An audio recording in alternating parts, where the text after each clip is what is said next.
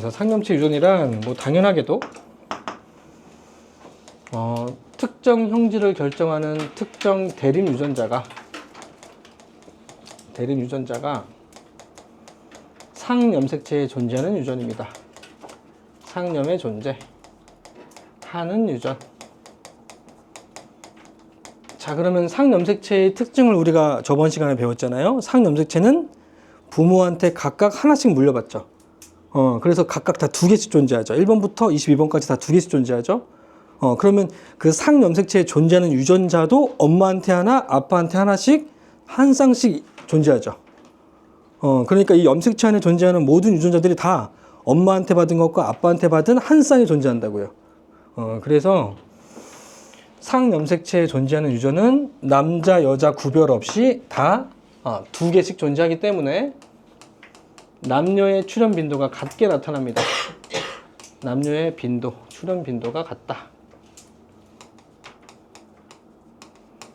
출현 빈도가 같다. 물론 같은 부모로부터 같은 부모 또는 같은 유전자 형으로부터 태어나는 자손들의 남자, 여자의 출현 빈도가 같게 나타난다. 남자가 2분의 1이면 여자도 2분의 1이라고요. 여자가 2분의 1이면 남자도 2분의 1이고 여자가 4분의 1이면 남자도 4분의 1로 나타난다. 알겠죠? 남녀의 출현 빈도가 같게 나타난다. 그래서 종류가 뭐가 있냐면 일단 크게 나눴을 때 단일인자 유전과 지금부터 집중해. 단일인자 유전과 다인자 유전으로 나뉩니다. 다인자 유전. 자, 우리가 알고 있는 유전은 멘델의 법칙에 한정되어 있을 확률이 높아요. 왜냐면 이때까지 배웠던 유전이 멘델의 법칙만 배웠으니. 중학교 때도 멘델의 법칙 배웠지? 뭐가 있니? 멘델의 법칙에 3가지. 잘 모르니? 까먹었니? 아는 사람 없니? 멘델의 법칙 3개. 몰라. 손 드는 것처럼. 분리의 법칙 들어봤지? 우열의 법칙? 그렇지. 독립의 법칙. 3가지. 근데 이 멘델이 생각했던 유전은 이 단일인자 유전에 한정되어 있습니다. 단일인자 유전이 뭐냐면 단일인자 유전이란 한 쌍의 대림 유전자가 한 쌍의 대림 유전자가 한 형질을 결정한다. 한 형질을 결정한다. 이게 단일인자 유전이에요. 왜 유전자가 한 쌍이 한 형질을 결정하냐면 부모로부터 각각 하나씩 받으니까. 아빠한테 한 개, 엄마한테 하나 받아서 한 쌍이 돼서 이 쌍을 이룬 유전자가 한 가지 형질을 결정한다. 이게 멘델의 법칙이라고요. 그래서 멘델은 한 쌍이 한 가지 형질을 결정하는 유전만 알고 있었던 거고 그것만 정립을 했어요. 그래서 최초의 유전의 형성은 바로 이 단일인자 유전부터 시작을 했던 거야. 멘델이 완두콩 막 심으면서 표현형의 비를 분석해가지고 한 쌍이 있을 거야 라고 예측을 했던 거야. 수학적으로 증명했기 때문에 아무도 반박을 못했던 거고. 자, 그래서 이 단일인자 유전에는 또 2가지로 나뉩니다. 단대림 유전과 복대림 유전으로 나뉩니다. 자, 이 중에서도 멘델의 법칙은 얘만 설명했던 거예요. 그러니까 멘델도 단일인자 유전을 완벽히 설명하지는 못했다. 왜? 복대림 유전에 대한 유전을 몰랐으니까. 알겠죠? 멘델은 완두콩의 모양, 색깔, 크기만 알았다고요. 그래서 사람에게 조입을 해보니 단드립뿐만 아니라 복드립도 있다는 게 나중에 밝혀진 거죠. 자, 그리고 그러면 이 단일인자 유전과 비교되게 다인자 유전은 뭐냐면 다인자 유전은 원래 한 쌍의 유전자가 있으면 한 가지 형질을 결정하면 예를 들면 라지 R, 스몰 R, 라지 Y, 스몰 A가 있어요. 그럼 유전자가 지금 몇 쌍이에요? 2쌍이죠. 그럼 몇 가지 형질이 결정된다? 2가지 형질이죠. 그래서 멘델의 법칙으로 따진다면 이거는 모양이고 이거는 색깔이었죠. 얘는 둥근 모양, 얘는 황색. 둥글고 황색이 형질이 결정되는 유전자예요. 2쌍이니까 2가지 형질을 결정했잖아요. 그런데 다인자 유전은 이렇게 단일인자 유전과는 다르게 여러 쌍의 대림 유전자가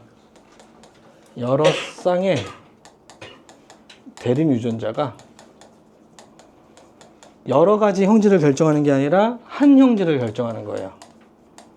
그러니까 멘델은 죽을 때까지도 이 현상을 몰랐습니다. 사람은 다인자 유전이 거의 대부분이에요. 사람은 단일인자 유전보다 다인자 유전이 더 많아요. 그러니까 사람 유전은 잘 몰랐던 거죠. 그냥 유전의 원리를 좀 개척했다. 이거에 의의가 있는 게 바로 멘델. 자, 그러면 단일인자 유전에서 단대립과 복대립의 차이가 뭐냐면, 자, 표를 좀 만들어 줄게. 대립 유전자의 종류, 그리고 유전자형의 종류, 유전자형. 자, 그리고 표현형의 종류. 자, 단대립과 복대립이 어떻게 다른지 표로 좀 써보자. 자, 단대립은 대립 유전자의 종류가 예를 들면 라지 A, 스몰 a 이렇게 두 종류가 존재합니다. 그러니까 멘델이 정의했던 것처럼 라지 R, 스몰 r, 라지 Y, 스몰 y처럼 이렇게 두 종류가 존재하는 거. 자, 이 두 종류가 존재하는 이런 유전 형질에서 나타날 수 있는 유전자형은 중복을 허용할 수 있죠. 그러니까 부모가 한 아빠가 라지 A, 엄마가 라지 A를 가질 수 있죠. 그러면 둘이 만나면 라지 A, 라지 A가 되죠. 이러한 유전형을 뭐라 그래요? 그렇지, 동연접합이라고 하죠. 그래서 유전형이 나타날 수 있는 경우의 수는 라지 A, 라지 A도 가능하고 라지 A, 스몰 a, 스몰 a, 스몰 a도 가능하죠.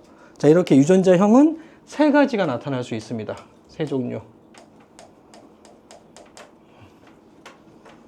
자, 근데 표현형은 우열 관계에 따라 표현형이 다르게 나타나기 때문에 라지 A가 스몰 a보다 우성으로 작용하면 이러한 유전자형에서 나타날 수 있는 표현형의 종류는 몇 종류?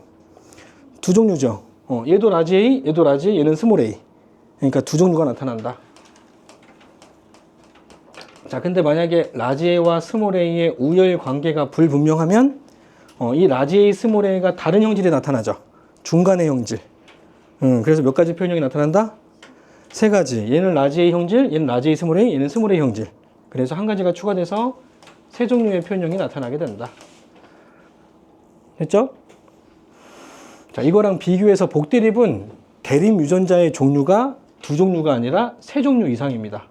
예를 들면 A, B, O식 혈액형처럼 세 종류 이상을 가지고 있다. 자, 근데 세 종류만 가지고 있는 A, B, O식 혈액형을 예를 들면 복대립이랑 다인자랑 많이 헷갈려 하는데, 자, 복대립 유전도 무슨 유전에 속한다? 단일인자 유전에 속하는 걸 명심해야 돼. 복대립도 단일인자 유전에 속하기 때문에 형질을 결정할 때 필요한 건 몇 개? 이 단일인자 유전이라고 하는 건 한 쌍이 한 형질을 결정하는 거야. 그럼 한 쌍이면 몇 개야? 두 개지. 두 개. 그러니까 엄마하고 아빠가 하나씩 주는 거잖아. 그치? 하나씩 주는 건데, 가질 수 있는 유전자형의 종류만 많을 뿐이야. 알겠죠? 가질 수 있는 종류가 많은 거지, 실제로 갖고 있는 게 3개 이상 갖고 있는 게 아니야. 그래서 똑같이 엄마, 아빠 모든 개체들이 다 2개씩만 갖고 있는 거야. 그러니까 이 3개 중에 2개를 갖고 있는 거야. 그러니까 자손에게 2개 중에 하나만 주는 거고, 똑같아. 원리는 똑같아. 단 유전자의 종류가 많을 뿐이야. 알겠죠? 그래서 유전자형이 나타날 수 있는 경우는 AA, AB, AO, 이런 무슨 형? 혈액형에서 A형이었죠. 중학교 때 혈액형 안 배웠나? A가 우성이라서 O보다. 그래서 얘는 A형, 얘는 AB형이죠. 또는 BB, BO, O 이렇게 몇 종류 나타날 수 있냐면 6종류의 유전자형이 나타날 수 있습니다. 자, 복대립 유전도 단일인자 유전이기 때문에 2개가 만났을 때 우열관계에 따라 표현형이 결정돼. 그래서 우열관계를 정리해야지 표현형을 정리할 수 있다. 자, A가 B보다 우성이고 B가 O보다 우성이라고 치면, 이렇게 우열관계가 분명하면 이러한 유전자형에서 나타날 수 있는 표현형은 몇 종류? 세 종류죠. 어떻게?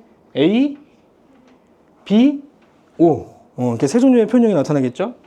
세 종류. 근데 실제처럼 A와 B가 우열관계가 없고, O보다는 우성이면, 그러면 이 A, B는 우열관계가 없으니까 A, B 만났을 때는 중간의 형질을 따르죠. 그래서 얘가 추가되죠.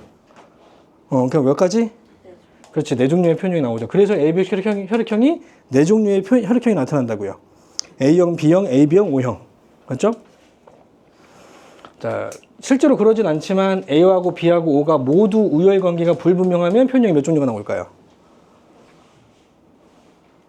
모두 이게 분명하지 않으면 유전자형의 종류와 표현형의 종류가 같게 나타나요. 유전자형에 따라서 표현형이 다 다르게 나타나요. 그래서 이형접합인 얘하고 얘가 다 다른 표현형인 거죠. 그래서 세 가지가 추가되니까 몇 종류? 6종류의 표현형이 나타나요. 이해돼요, 여기까지? 자, 그러면 단일인자 유전을 다시 한번 좀 정리 좀 해보자. 혹시 중복조합 아니? H 중복조합 배웠니? 중복을 허용해서 나열하는 거, 선택하는 거. 자, 모르면 안 써도 됩니다.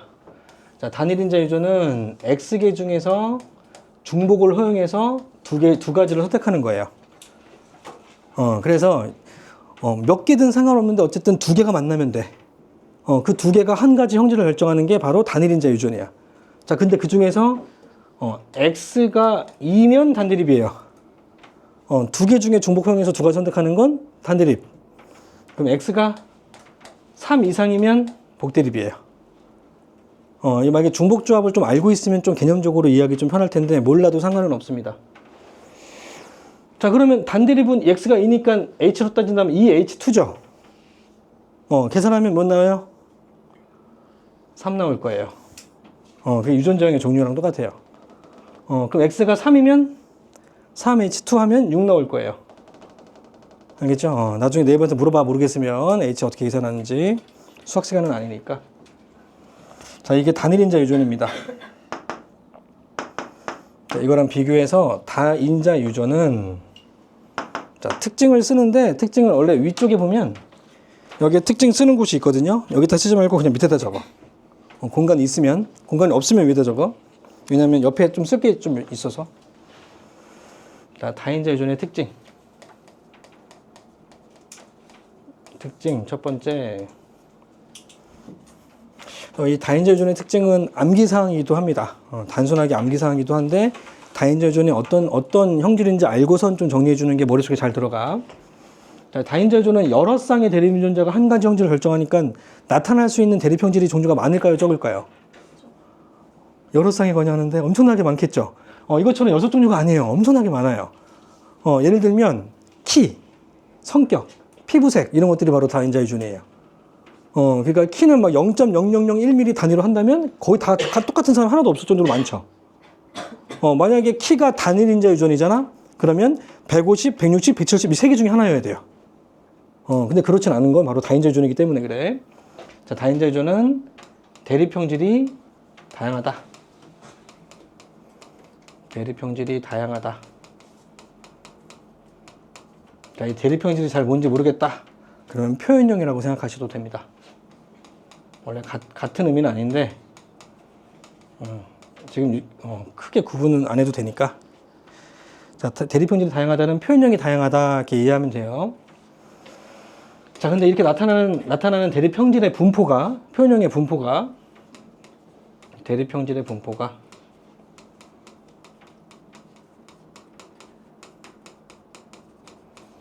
정규 분포 곡선의 변이가 나타난다. 정규 분포 곡선의 변이가 나타난다. 자, 여기서 용어를 내가 변이라는 말을 썼는데 이 변이는 절대 돌연변이가 아닙니다. 돌연변이가 아니라 지극히 정상적인 현상이 바로 변이야. 여기 보면 지금 얼굴 보면 다 다르게 생겼니? 다 똑같이 생겼니? 다 다르게 생겼죠. 그럼 얼굴 생김새에 대한 표현형이 다 다른 형질인 거죠. 맞죠? 이런 개체를 변이라고 얘기해요. 그러니까 지금 다 변이들인 거죠, 이게. 이해되죠? 다양한 표현형이 나타나는 개체가 바로 변이들이라고요. 근데 어떤 사람이 슈렉 얼굴이야. 그럼 얘는 변이야, 돌연변이야? 얘는 돌연변인 거야, 인간이 아닌 거야. 알겠죠? 유전자가 변한 거야. 또는 염치가 많아지거나 짧아진 거야. 그러니까 돌연변이라고요. 그러니까 돌연변이하고 변이랑 좀 구분해라고요. 자, 변이는 정상적인데 다양한 표현형이 나타나는 개체. 근데 이상한 표현이 나타나면 돌연변이. 이해되죠? 그러니까 대립 형질의 분포가 정규 분포 곡선의 변이가 나타난다는 건 뭐냐면 대칭인 확률로 나타난다는 얘기야. 중간의 형질은 높게 나타나고 적거나 많은 건 낮게 나타난다고. 이러한 변이가 나타난다고. 이렇게. 확률 배웠니? 가운데 낮은 거. 그러니까 키로 따진다면 170 이 정도. 180? 180? 150? 뭐 190 이렇게 나타난다고요.